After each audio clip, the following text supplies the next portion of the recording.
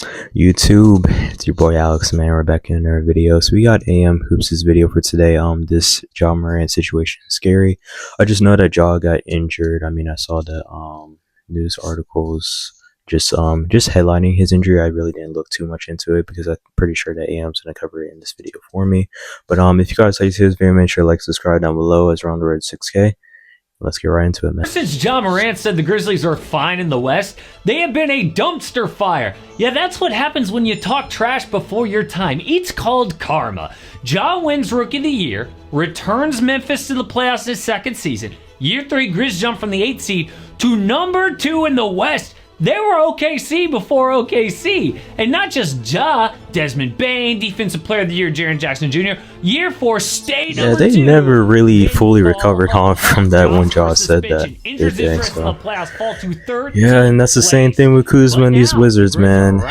You don't want to be that team. That's what Kuzma said. So Wizards are stinking it up. So I mean, karma comes back to bite you in the butt, bro. I mean, not a real threat. Why it's gonna happen at some point. Maybe it's because Ja is showing he might not have learned anything after all. It is insane. But the crazy thing about the Grizzlies is how much different they are since the last time we saw them. But I am pumped that you guys love MyFitFoods as much as me, especially around the holidays. Not even to say that karma is real or anything like that. That's not my point. But I'm just saying, like, you should never really talk trash early and just go out there and play ball. Just go out there and hoop, man. So that's really what I'm trying to say. I've got my 4 delicious meals. I just eat those all day. I don't think about it. I'm full at the end of the day, and I feel good. They're always mixing in new flavors that I love.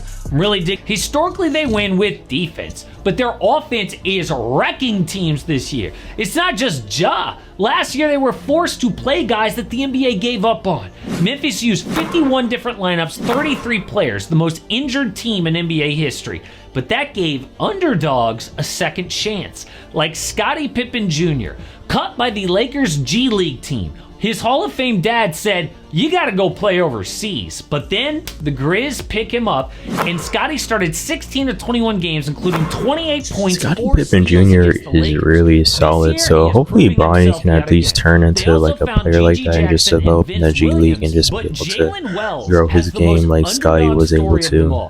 So it'll be interesting to see Bronny's development in the next coming months for sure. He played 2 years varsity in high school with 0 D1 college offers. So Wells' friend said he should go walk on at a big school, but instead he chose a D2 college that actually wanted him.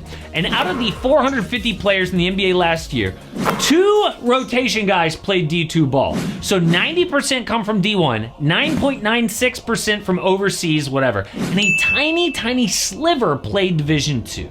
But Jalen became a D2 All-American and transferred to Klay Thompson's alma mater, Washington State. He was then drafted 39th in the second round and has been better than their top 10 pick, Zach Edey. Jalen won Rookie of the Month for October, November. From D2 second round pick to the best rookie in the West? How? Not with anything flashy. He just consistently hits shots and defends the other team's best player. But another Grizzly is going to be all-star, all-defense, and all-NBA, and it ain't Ja Morant. The only core player not injured last year was the Grizzlies got good pieces too. I mean, Jalen Williams, the team in total points. Yeah, but so far, Jalen Williams, is still scoring a ton. I'm so tired, bro. Jaren Jackson Jr., Zach Edey, Desmond Bane. I mean, they just got good pieces. So hopefully they're able to get their act together and just be able to be mature enough to be able to say, "Hey guys, we know that we're a good team. Let's go out there and compete. Let's stay focused and hopefully go after what we're trying to go after." Including so a blowout win over Denver, they stay focused. 140 points against the Wizards, 140 without Ja or Desmond Bane. That is crazy. But Ja announces no more dunks. I'm not dunking, and it makes sense. Like, he's gotten injured so many times flying through the air, but that sucks. So many threes in today's game. Now Ja's not gonna dunk? I mean, look at this dunk before his announcement. Oh my God. And I mean, he is still amazing under the rim. Look at this 360 layup against Brooklyn. Dude! Or what about this no-look pass to Brandon Clark? So Ja's still box office, even if he never dunks again. But luckily, he forgot about his promise for one amazing night. Grizzlies, Celtics, chance to make a statement. Ja gets the ball in the corner, fakes, drives baseline, then a double clutch reverse slam. Some say this is his greatest dunk all time. Yes, some have been prettier, but look at the replay. Over Derek White and Kristaps Porzingis, two of the best defenders at their position. My goodness. But with Ja, you take the good with the bad. Ja was suspended for waving guns around on social media. It was part of his, bad boy image, out of control.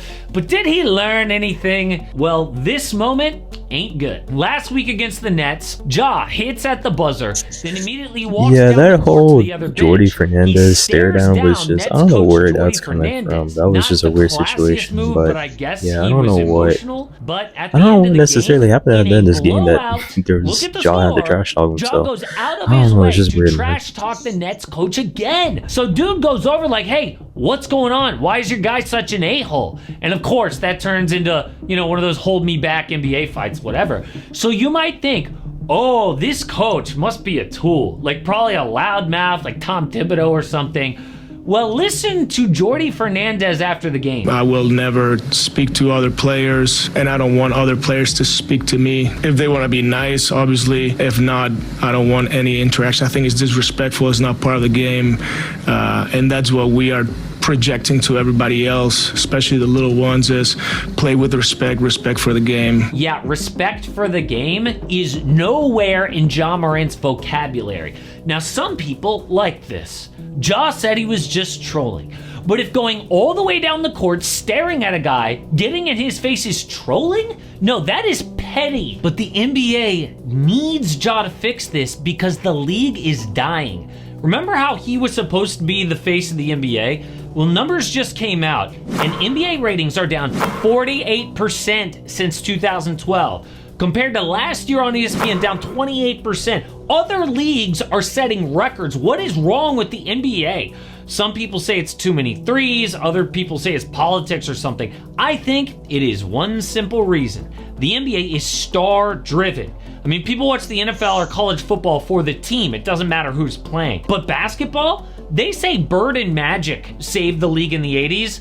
Not the Celtics and Lakers. Bird and Magic, 2 stars. There's just not the same star quality in the guys coming up. I mean, Steph, LeBron, and KD are getting older. Who's behind them? It was supposed to be Ja Morant. But at the very least, he is back on the come up. His team is backing up that trash talk with wins, which is bad for the league. We knew that the Grizz return would knock out at least one team from the West playoffs from last year.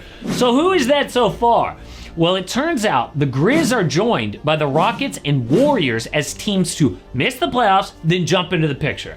So if the season ended now, the Pelicans would be out with a good chance that both LA teams don't make it through the play-in.